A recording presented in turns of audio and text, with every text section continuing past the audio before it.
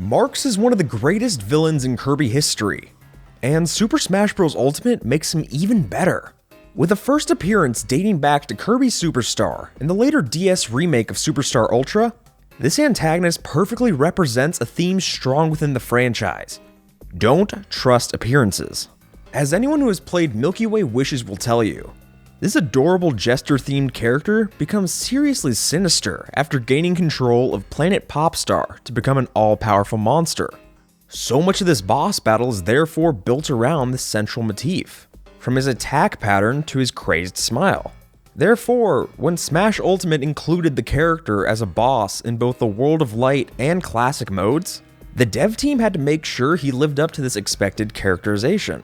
And after playing through all instances of the boss, I'd gladly say that Smash Ultimate remains true to Marx's history from the Kirby series, while also strengthening his maniacally creepy theming. So today, let's look at just how Sakurai and his team beautifully adapted such an iconic boss across over 22 years of history. Hail you Elite Smashers!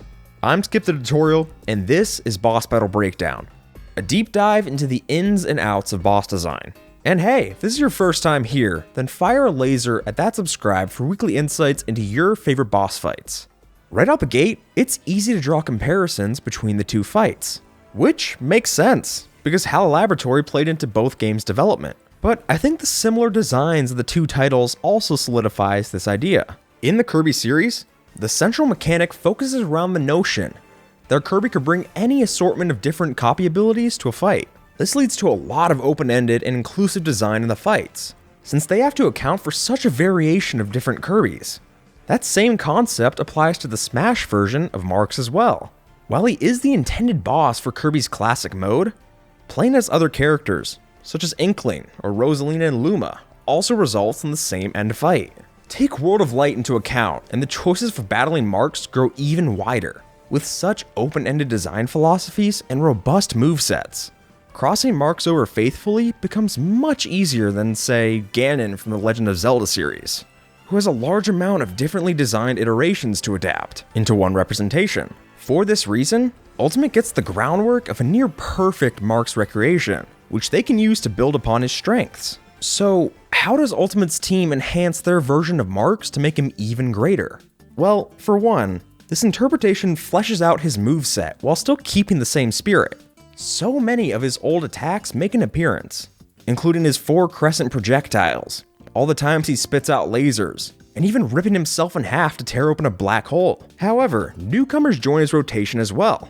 Now he's a fan of leaking black spheres from soulless eyes that bounce around the screen to harm you, or maybe even growing those same eyes multiple sizes larger to fire off a web of purple lasers. They're terrifying, and it completely works. What's great about how the game handles these attacks is that they circle back to the idea of Marx's insanity. They keep the same grim appearance that we're used to seeing from the character in moves like when he rips himself in two in Superstar, while also fitting the needs of a Smash Bros. Boss. With a platform fighter with as much mobility as this series, the bosses need to hit on a wide range with plenty of coverage, and both of these attacks do that to great effect. So if Marx's attack set fits the bill for our expectations, then the presentation bump definitely adds atop the aesthetic. Granted, this might seem like a pretty obvious point. The greater technology in a 2018 release should definitely outclass what we see in a Super Nintendo game from 1996. But I actually think the presentation here goes deeper than that. For starters, the 3D render allows for a level of surrealism in the details that further represents his character. Take a look at his eyes in comparison between the two fights. The added depth in Ultimate makes his bug-eyed appearance all the more intimidating, especially because he isn't the biggest fan of blinking. Moreover, added animation tweaks like his quivers when he chuckles and the grotesque stretch on his face when he spits up attacks makes the whole battle all the more unsettling, which I think is perfect for a Marx fight. Partner this with a fantastic recreation of his original theme, and the whole battle gets the proper packaging to be all that much creepier. But if we're to look at where the fights really compare, we've got to take a closer read into their endings. In the Superstar set of games, after landing that final hit on Marx, you send the psychopathic foe on a collision course to the broken down head of Nova, The two explode in a bright white light that fills up the screen, and Kirby ends the campaign victorious. Contrast this with how the battle in Smash Ultimate goes. Taking his health bar down to 0, he tumbles back with one last laugh before rubber banding around the screen, ricocheting like a DVD screensaver.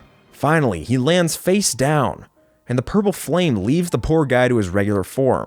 What I think is interesting about this ending is Ultimate, in comparison to what we see in the original Kirby series, is that it plays much more to the idea of Marx being possessed, or perhaps in some regard, redeemable. While there is nothing inherently wrong with this conclusion in Milky Way Wishes, it gives a satisfying end to the campaign's story. I'd argue that Smash's final note with the character seems much more emblematic of a Kirby series boss. If we look at series favorites like Meta Knight and King Dedede, both of those characters are possessed and controlled in some way, shape, or form constantly in the series. It's a staple of the franchise that answers the earlier note of don't trust appearances with a hopeful chance of redemption, or at least merciful justice for these characters. And when we have a repeat use of a Kirby villain like Marx in this case, I'm always happy to see the ending handled more in this tone.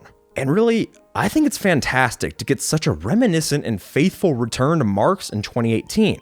Because if we look at his other appearance from that same year, I'd venture it's not as fitting. I'm referring to his appearance as a dream friend in Kirby Star Allies. And don't get me wrong, I like this version of Marx quite a bit too, but for different reasons. My point here is that, in terms of representing his history with the series, in my mind, Ultimate wins here. After all, he does play one of the most recognizable Kirby villains in one of Kirby's most famous games. So having him show up as an ally doesn't quite play into his antagonistic history. Moreover, the creepy undertones he's famous for are toned down with his facial expression not always being a terrifying smile, as well as his ability to switch between his true and limited forms at whim. And hey, I'll fully admit that this wasn't intended to replace Marx as an antagonist. Like the rest of the Dream Friends, it's more so a nod to the series' cast of characters than faithful recreations of their personalities. Honestly, it does its job well, and he plays like a fun time. But if you were to ask me, which of the two referential appearances fits more to his character, I'll choose Smash Ultimate's approach as a boss any day. Plus, I think there's just something so great about Masahiro Sakurai's return to designing Marx, delivering us one of the character's best inclusions in his over 2-decade-long history. Hey there! If you've got a hankering for even more Kirby content, then cause a black hole on this one up in the top right to see how Kirby Star Allies saved Meta Knight. Or get the Sun and Moon fighting on this one down in the bottom right for another video. If you want to support the channel and get new uploads every week, then roll your little colorful ball over that subscribe button. But until then, take care, and you have a good one, alright?